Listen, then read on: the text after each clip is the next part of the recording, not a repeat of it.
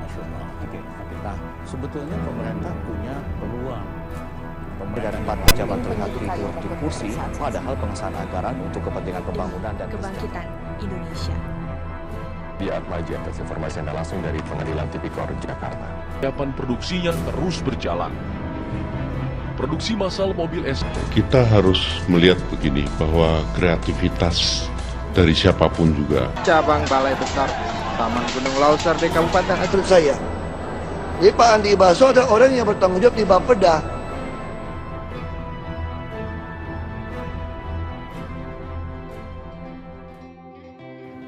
Greetings Indonesia. My name is Alwan Hafizh and I am the representative of Universitas Gadjah Mada for Mahasiswa Berprestasi Nasional 2016.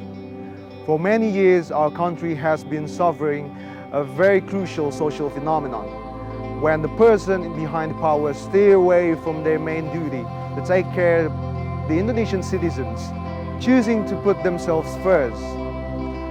This phenomenon, by many experts, being called as the leadership crisis. But I can assure you that this crisis is not a dead end. According to the experts in psychology, in order to abolish this leadership crisis, we need to prepare our young generation to become the next leader with Indonesian people as their main concern. Putting the state democracy as their compass, and has to start now by facilitating all of the youth with a proper training in leadership. However, the status quo shows the opposite. Right now, the leadership training is still provided in a very limited amount by the government. Based on that premise, I then propose a brand new comprehensive concept called massive leadership training through an approach of system thinking as a solution to overcome the leadership crisis in Indonesia. The idea of this concept is to provide the leadership training that can be accessed by all of the youth in Indonesia.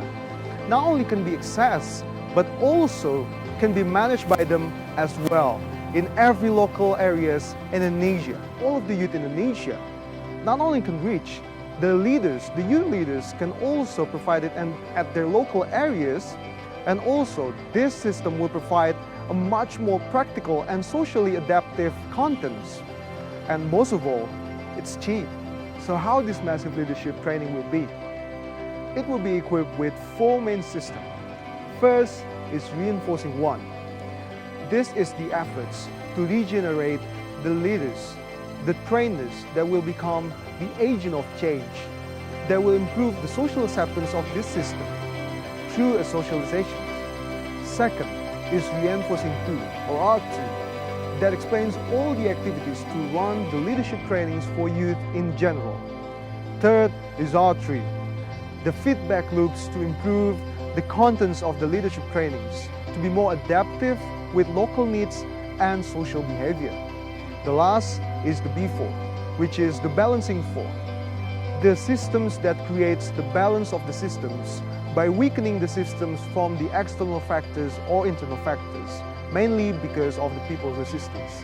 From the tipping point visualization, it is visible that the 4 main loops form a chain, where R1 to R3 are the efforts to improve the acceptance of the training in the society to later become a trend, while B4 is the resistant force to vastly improve the training when it reaches the tipping point.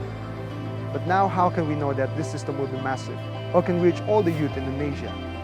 This system needs a medium, and with 6,200 units spread all across the country, Karang Taruna is the biggest youth force and the most appropriate one to become the motor of the system itself.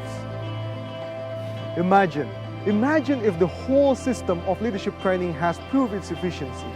In the near future, we will have a growing amount of high-quality leaders, not only coming from big metro cities, but from all of the areas across the country. This National Mawapres event is the perfect momentum to call for a revolution, because if we want to seek a better future for Indonesia, we need to start from strengthening the future model of our country, the youth, for a stronger nation ahead.